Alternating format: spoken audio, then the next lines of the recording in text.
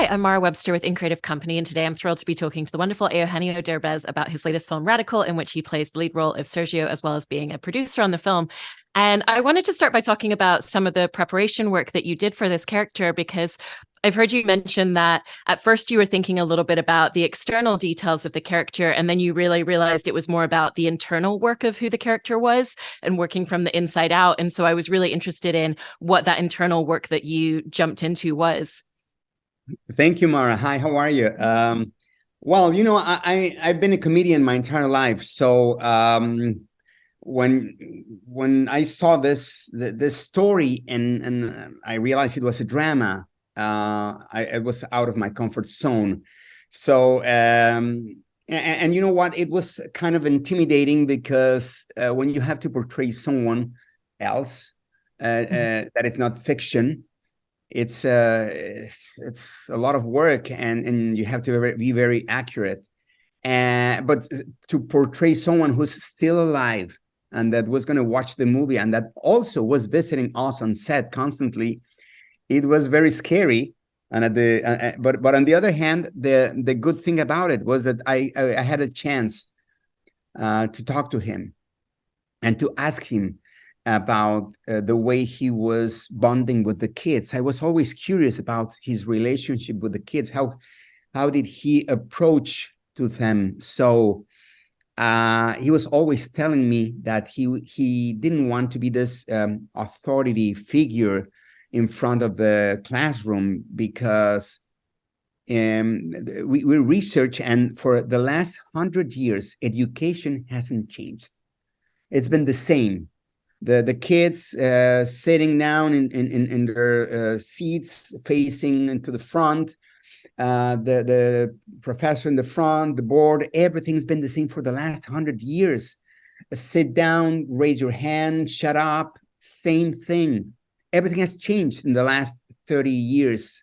We didn't imagine back then we could have a cell phone or a computer, but education has been the same. So Sergio was like, I need to make a change. And I love this story because it was not in the US, in Harvard. No, it was in a small school with no resources at all in a small town in Mexico. And this guy made a huge change just by trying. Even though he thought he was probably going to fail, he tried and he achieved amazing goals a year after. And in the film, he's so incredibly optimistic against hitting a lot of brick walls, and yet he still kind of finds a way to put one foot in front of the other so much of the time. And yet there is this kind of undercurrent of having worked at his previous school and felt a huge level of personal disappointment and failure, having gone through a breakdown of some sorts. And so there's this undercurrent in your performance as well. And so how did you approach playing a character who on the surface is just an eternal optimist all the time, but that has this undercurrent of all these other things underneath the surface as well? Well, that's the story of all I think all the comedians were the same. You can't imagine how many times you have to do a show or to make people laugh when you're broken inside. It just happened to me. I lost my pet, my dog. She was like my daughter. Honestly, she was with me 24/7 for 11 years. And next day, I was doing a series where I have to be funny, and it was one of the most difficult things. I remember also when my mom died, and I was doing a play, a comedy. And it's so hard when you're broken inside and you have to laugh. And I felt identified with Sergio with that because even though he was like going through this process, he had to show up with the kids and be funny and like nothing happened. And that's how I feel many times in my career. I also love in the way that he teaches these kids that he's not asking them to come into his world and into his space, but he's stepping into their world. And there's so many different ways that you do that, even just the physicality of kind of like getting down on their level and moving amongst them and really making them all feel engaged. And so I was interested in kind of how in turn you were also doing that in scenes and really making sure that your performance was centered in their world with the cast. Exactly. And let me tell you a detail that probably no one noticed, but it's something that the director wanted to do to make you feel, probably not know, but feel it. But the camera is always at the height of the kids, always. If you see the movie again, the camera is never up on my eye level. It's always on the kids from the kids' perspective, because he wanted to make you feel like if you're one of the kids. And that's what he wanted. And Sergio always wanted to bond with them. That's why he was always like, no, don't raise the hand, don't shut up. When this kid was like being the clown, he's like, you are you the clown of the in the class? Yeah, well, keep doing it.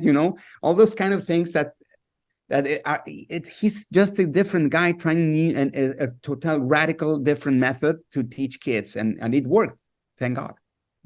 I love that detail about the camera and Christopher Sala, who's the director on the film. It sounds like there were also scenes where he pulled in extra cameras. So sometimes you were shooting with 3 cameras for scenes, especially with the kids where there's a lot of actors present. And did that kind of change the dynamic of not really having to think so specifically about, okay, we're doing a medium close-up coverage on this one. Next time we're going to come in a little bit tighter, and really just kind of focusing on the dynamic of the scene in a different way as such an ensemble?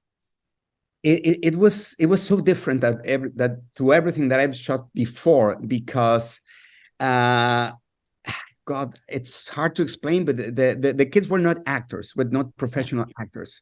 He chose kids that were like, probably they did a commercial, no more than that, and they were really fresh and natural. And in order to do that, I had to constantly change my lines to keep them entertained. And then the cameras were all over the place. It was not like, now let's do this, like as you said, it's not like now we're doing a medium shot. No, he was all over the place. Just I didn't even know when I was on camera, because he was always like moving the cameras all around. We have like 3 at the same time, capturing every single moment. It was very, very interesting, very different. And honestly, I was like, I'm not sure what's going to happen. I mean, when they're going to edit all together, I don't know if it is going to work, but it worked amazingly well. Did that also lead you into a place of working from a very instinctive place in scenes with the kids? Because, like you said, they're not necessarily coming in and kind of analyzing the script in the same way, but they have this kind of amazing gut instinct of what emotionally is going to land in scenes. And so, how was that a different experience because of that? Yeah, definitely. They were like they were not even aware of the camera. I remember there was a scene where all of a sudden the kids were like, "Well, why are we acting right now if there's no cameras in front of us?" And I was like, "No, because it's in your back." And they were like, "Holy shit!" And it was surprising to them, because they were really fresh and new, and you can tell when you see the movie, you can tell that they're not acting. And I was always also helping them and coaching them about, don't say the lines, just remember the intention, the idea, and say it with another words completely different, and do it your way. Don't think about the lines, just the idea, and do it your way. And that was really, really helpful.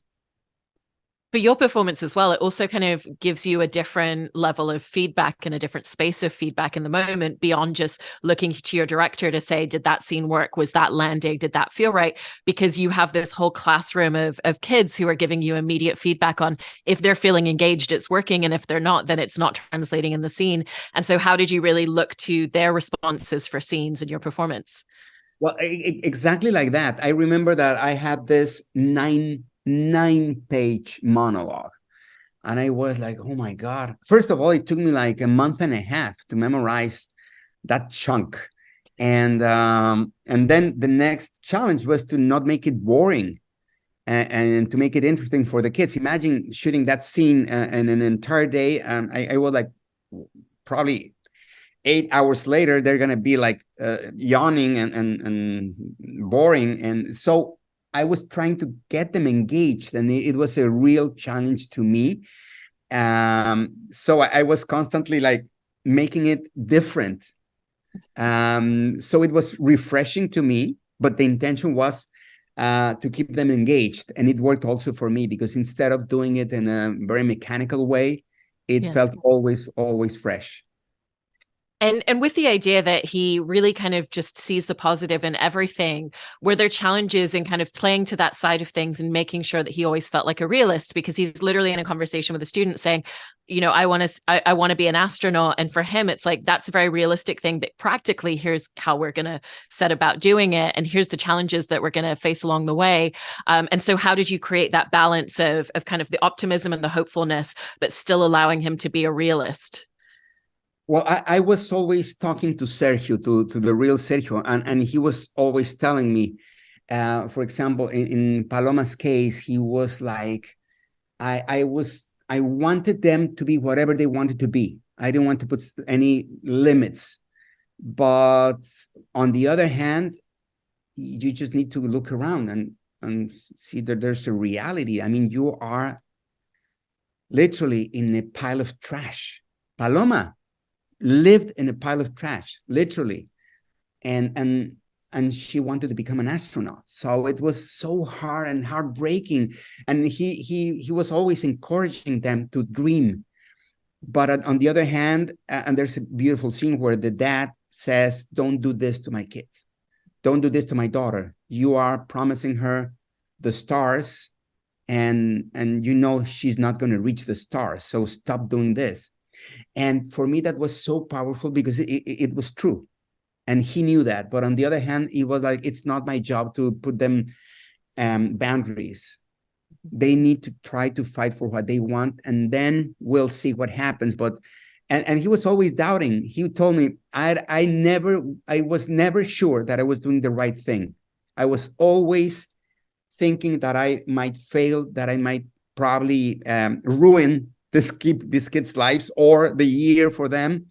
But I had a lot of faith that this might work in a certain way. And it was more my hunger to succeed and to try something different than the fear of failing. And that was very inspiring to me. And did you find him to be quite centered and quite grounded in who he was as both a person and a character for you playing? Because he's someone who really doesn't shift and change who he is to outside voices when he's being told, you know, you should be teaching this way, you should be doing this, this is how you should be engaging with the students, this is what you should be doing. He doesn't respond to that because he's very self-certain in a lot of ways of what his path is meant to be. Yeah, and you know what? He's very shy, very timid. He doesn't speak that much. It was, I thought I was going to find, you know, something more open, more like playful, and he's not. And I was like, how do you do this? And he was like, just like you, because I'm the same kind of, I'm very shy in real life.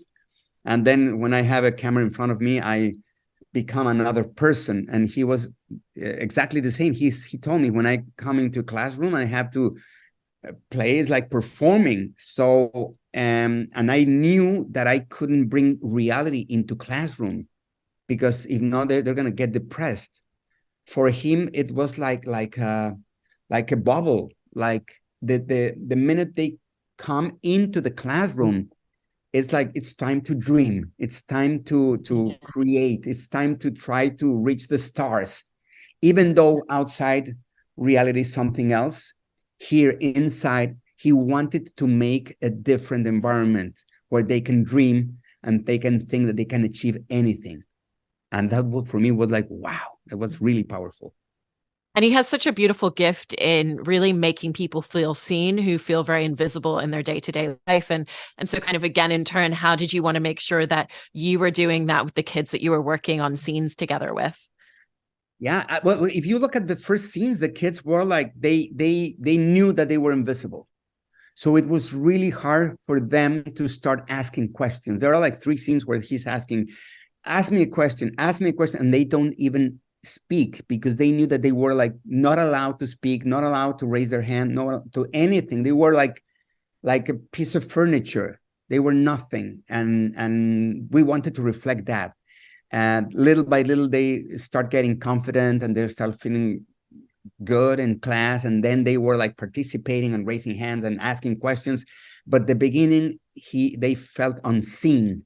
So it was really It was, you know, the students were undiscovered little geniuses, and meeting Sergio brought out the knowledge in them that they already possessed, and that was very powerful.